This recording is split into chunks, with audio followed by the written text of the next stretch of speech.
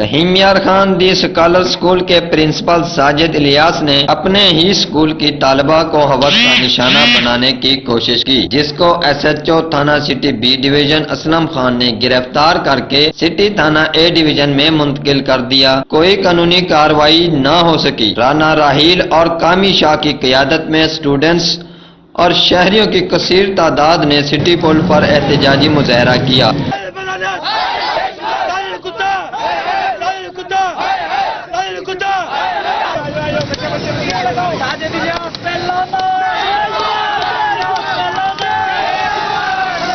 اور اعلیٰ حکام سے انصاف کا مطالبہ کیا۔ کیمرہ مین ٹیم کے ہمراہ طارق شہزاد، راز نیوز، رحیم یار خان۔